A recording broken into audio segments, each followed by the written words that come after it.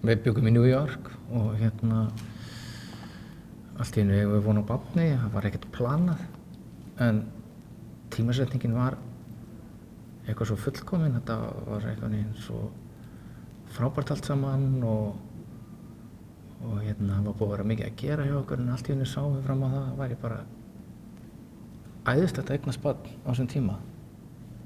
Já, þó við værum nýkomin til New York og voru svo sem ekkert einmitt að plana þetta þá var hann svo ótrúlega velkominn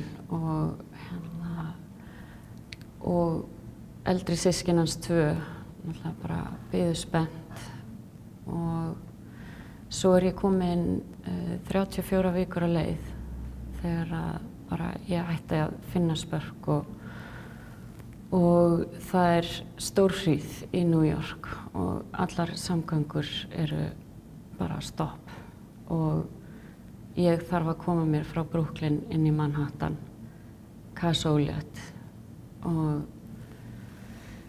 á spítalann til þess að tékka hvað að. Og þar kemst ég að því að hjartað hætt að slá. Og það var einmitt þarna morguninn sem við vorum svona endanlega búin að ákveða nafnið hans, Eldar. Já, það var þennan örlagaríka dag í nóvember sem bara, já, hjartað hans hætti að slá og við tók bara mjög djúp sorg, bara svartnætti, hyldýpi.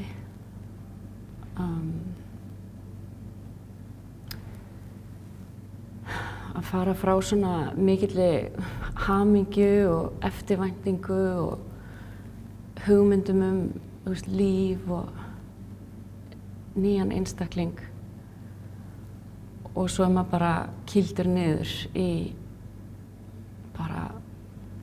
bara allt fyrr og það verður bara ekkert nema svart. Þetta var mjög erfið nótt og mjög sérstök nótt og ég hef aldrei séð svona bara mikinn sársauka áður. Ég var svo hræddur að Anna myndi deyja líka einhvern veginn bara þegar þetta allt saman gekk á. Og einhvern veginn, mér fannst ég einhvern veginn eins og við kæmumst aldrei í gegnum þessa nótt og bara þessar mínútur og svo klukkutíma og þetta bara svona fyrstu mínúturnar, fyrstu klukkutíma, þetta maður bara einhvern veginn að reyna að lifa af. Þetta mjög skrítin tilfinning og örugglega ekki eins fyrir neina konu. En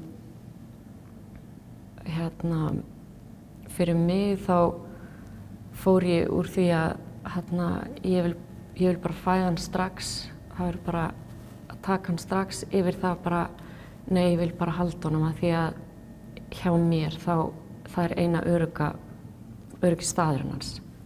Það eini staðurinn sem hann fær hlýju og ég veit ekki hvað gerist eftir hann fæðist og þetta bara ofsalega erfitt. Auðvitað maður, þegar maður komið 34 vikur á leið, þá maður bara að fæða barn og maður að gangi gegnum það, þannig að líkaminn að gangi gegnum það. En fæðingin svona, já, maður bara í svo ótrúlega mikilli sorg og hræðslu og ótta að þetta ekkert eins og aðrar fæðingar einhvern veginn.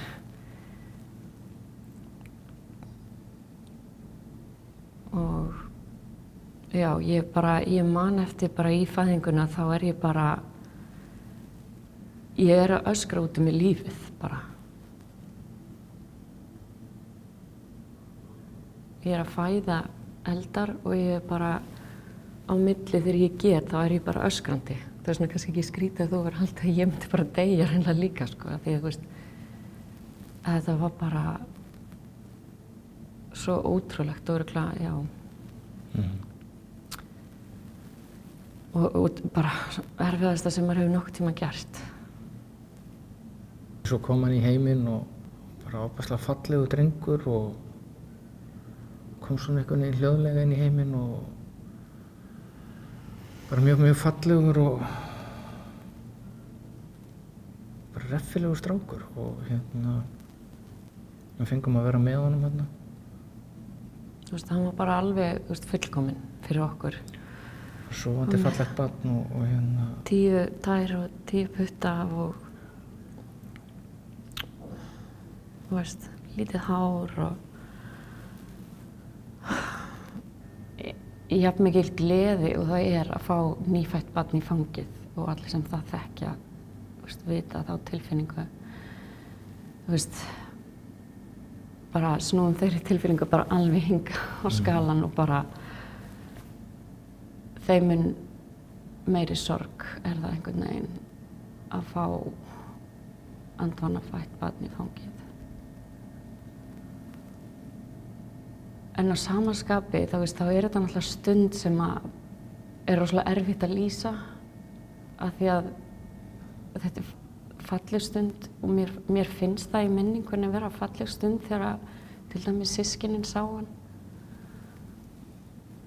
Og ég geymi í hjarta mínu, þú veist, alls konar minningar þegar, þú veist, ég held á honum og mamma kemur sem ég er ekki búin að sjá í marga mánuði. Þú veist, kemur bara strax og knúsar mig einhvern veginn og eldar hérna. Og þú veist, að því maður þarf stundum bara mömmuknús líka og hann þurfti mömmuknús. Og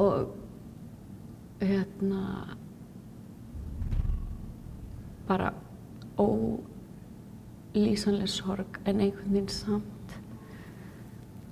falleg stund.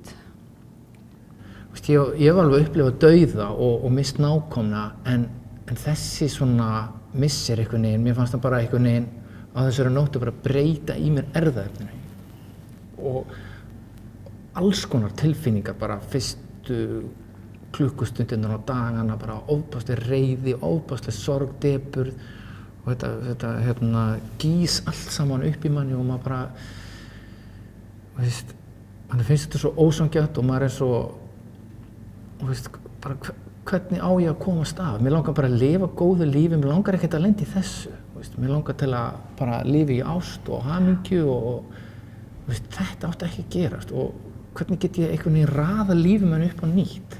Og svo finnum maður sér næstu daga bara eitthvað að vera að hringja í útfararþjónustu og athuga hvort það sé hægt að fá kennitölu fyrir hann á Íslandi sem var þá ekki hægt. Og mér fannst alveg ótrúlega sárt og fór að vesenast í einhverju svona sem að maður er bara, ég vil ekki vera í þessum aðstæðum. Ég vil vera að kaupa barnabílstólinn sem ég ætlaði að kaupa bara helgina áður en þetta gerðist og ég vil vera, þú veist, að undirbúa mig fyrir fæðingu lifandi barns. Þú veist, og svo finnur maður sig í þessum aðstæðum að vera að undirbúa jarðarför fyrir barnið sitt og veist, hann var settur á afmælisdaginn minn. Svo finnur maður sig, þú veist, vakna upp á afmælisdaginn sinn bara einhvern veginn með það sem átti að vera svo stór og falleg afmælisgjöf, bara maður situr í sorginni. Sko þegar þú skráðir eitthvað námskeið í sorgarmeistara þá var ég einhvern veginn svona ég get Það er ekki allra. Ég get ekki meira af þessu, nú vil ég bara halda áfram en svo mættu við og þá einhvern veginn opnum við á þetta aftur og bara fyrstu mínútuna fann ég bara ok, þú þarft að gera þetta. Þú bara verður að fara í þetta og ég fann strax að þetta var gott og þetta var alveg frábært að hitta fólk sem bara skildi allt saman. Maður þurfti stundum að segja bara eitthvað eitt orð og það var líka rosalega gott að geta hitt annað fólk, gráti með því og líka hlegið með því. Já, og ég hef mér sér lent í því eftir, veist, að því við höldum með þá sambandi að ég hef lent í því þar sem að ég bara lenti á smá vegg bara í samskiptum við, veist, út í bæ, veist, maður lendir í alls konar kommentum og aðstæðum sem eru mjög triggerandi fyrir sorgina manns og missinn og þá hafði ég samband við stelpurnar í þessum sorgarhóp og mér leið bara eins og það væri bara svona einhver að koma bara á sjúkrabíl, bara svona andlegum sjúkrabíl að þú veist hlusta á mig og gráta með mér og knúsa mig og ég var bara, vá, ég var svo þakklátt. Auðvitað vildi ég ekki að þetta hefði gerst, auðvitað vildi ég að Eldar hefði lifað, en ég breyti því ekki að hann dó og ég get ekkert ráðið við það. En eina sem ég get díla við er bara hvernig ég díla við það og lifi með því. Já, eins og þegar fólk segir sko ef maður lendir í svona missi og sorg að þá einhvern veginn eykst samúðin manns og skilningur manns. Sko fleið því út gluggann á 01 til þess að fá barnið mitt til mín, þú veist. Þannig að bara frábært ef þetta hefur gefið mér einhvers konar annan skilning á lífinu. Og já, við breytum ekki því sem hefur gerst, þannig að við skulum þá allavega reyna að láta minningu hans vera til einhvers góðs og þó hann lifði bara í móðurkviði og þá lifði hann og skulum láta það litla líf vera til einhvers góðs og reyna bara að byggja á þeim fleti, þú veist, hvernig svo sem við gerum það síðan.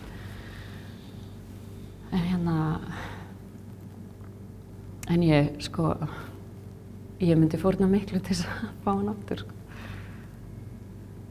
En það er bara ofsalega erfitt að dvelja í svoleiðis hugsunum. En, þú veist, 4 árum seinna, þú veist, örugglega 10 árum seinna, maður bara, þú veist, þetta er alltaf í gangi, þetta er bara alltaf með manni.